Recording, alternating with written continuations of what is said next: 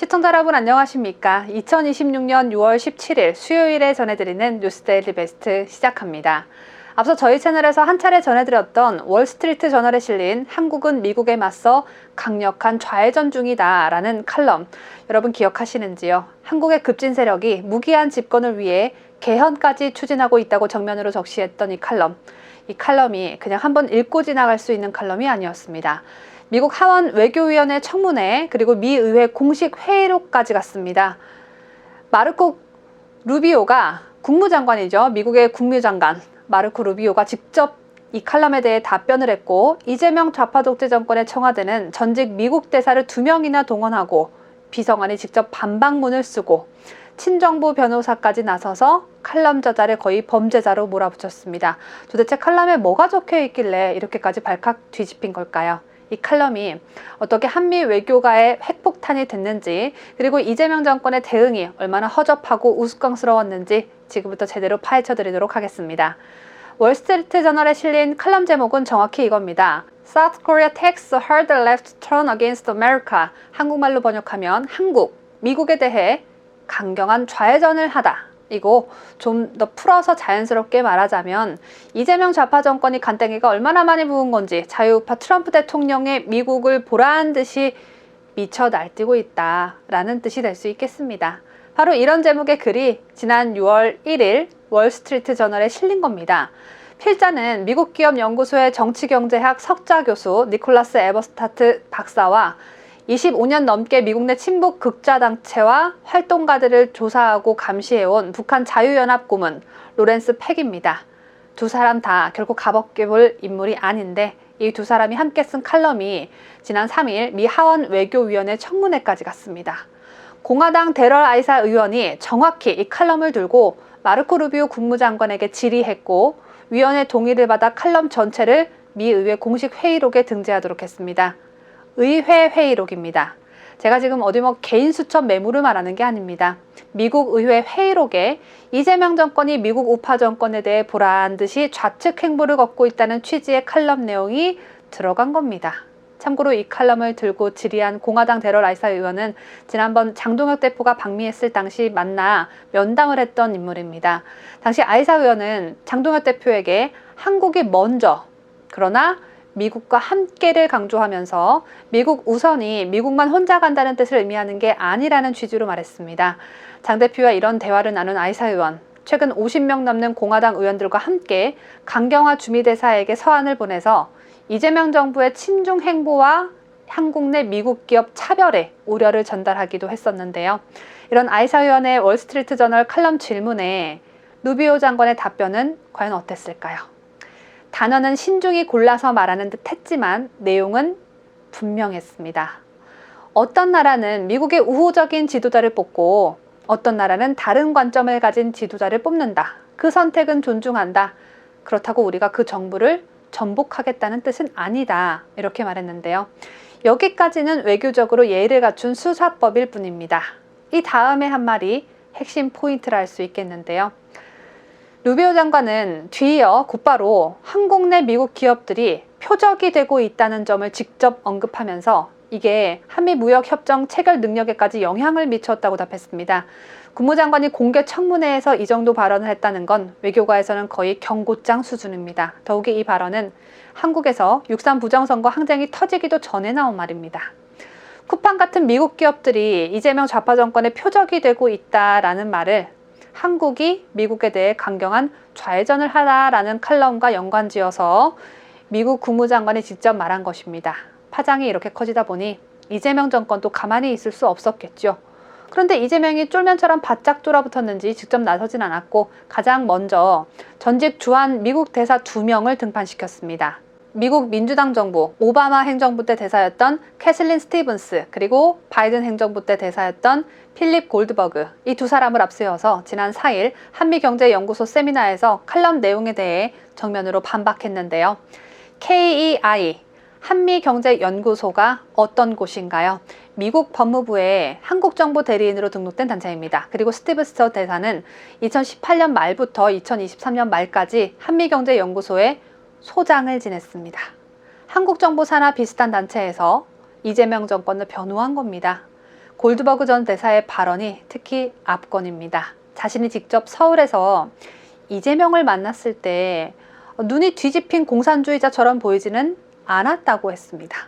그런데 실제 칼럼에는 그런 표현이 단 한 글자도 없습니다. 외모로 이념을 판단하겠다는 발상 자체가 황당하죠. 물론 이재명 눈깔이 좀 매섭고 인상이 조폭같이 더럽다지만 칼럼에는 이재명의 외적인 부분과 관련한 멘트는 없었습니다.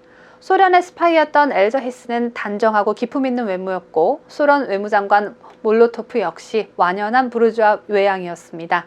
외모만 보고 이들이 공산주의자인지 알아챈 사람 아무도 없었습니다. 망치나 낫이 그려진 티셔츠를 입거나 마오쩌둥 배지를 달거나 조폭 문신의 전신에 위협을 주듯 하지 않는 이상 외모로 이념을 판단하는 건 평생 학자로 산 사람이 할 소리가 아닌 건데 전직 미국 대사가 이딴 수준의 논리로 이재명 정권을 변호하고 있다는 것, 이게 지금 이재명 정권 외교변호단의 저급한 수준입니다. 형편없는 가짜 바이든 행정부 때 필립 골드버그는 그렇고 벼락 맞을 버락 오바마 때 대사였던 스티븐스는 한술 더 떠서 더불어민주당의 반미 성향을 지적하는 것은 시대착오적이라고 했습니다. 한마디로 지금 시대가 어느 때인데 옛날 얘기 그만하라 라는 거죠. 그런데요. 정확히 딱 5장면을 모으면 이런 답이 나옵니다. 친북단체 리더가 미국을 향해 격렬한 비난을 쏟아내는 국제 행사를 더불어민주당 의원들이 직접 주최하고 연설한 장면. 미국을 사악한 국가로 규탄하는 촛불행동 시위 무대에 민주당 지도부급 의원들이 올라가 연설하는 장면. 친북 인사가 뉴욕에서 조직한 행사에 민주당 최고위급 인사가 함께하는 장면. 한미동맹 종식을 요구하고 미국을 짐승의 복부라 부르는 단체와 당시 경기도지사였던 이재명 본인이 함께 그 행사를 연 장면. 그리고 불과 며칠 전 한국 법무부 장관이 골수 반미, 친북 활동가들이 포함된 행사에서 연설한 장면까지. 이 행사에서는 주한미군을 강력히 규탄하는 발언이 나왔고 미국이 한국전쟁을 시작했다는 친북단체 성명서까지 낭독됐습니다. 이재명의 법무부 장관은 이 발언들과 거리를 두지도 거부하지도 않았습니다. 이래도 시대착오적이라는 말을 할 수가 있을까요?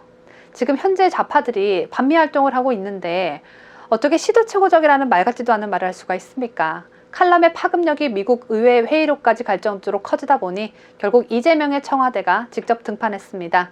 월스트리트 저널에 편집자에게 보내는 서한 코너에 반박문이 실렸는데 보통의 경우라면 대사관 직원이나 강경화 대사가 쓸 자리를 청와대 최승하 해외 언론 비서관이 직접 썼습니다. 대사도 제쳐지고 청와대가 직접 등판했다는 것 자체가 그 칼럼이 얼마나 이재명 정권의 속을 후벼 팠는지를 보여줍니다. 그런데 또 이재명의 청와대 대변인이라는 인간이 쓴 내용을 보면 헛웃음만 나옵니다.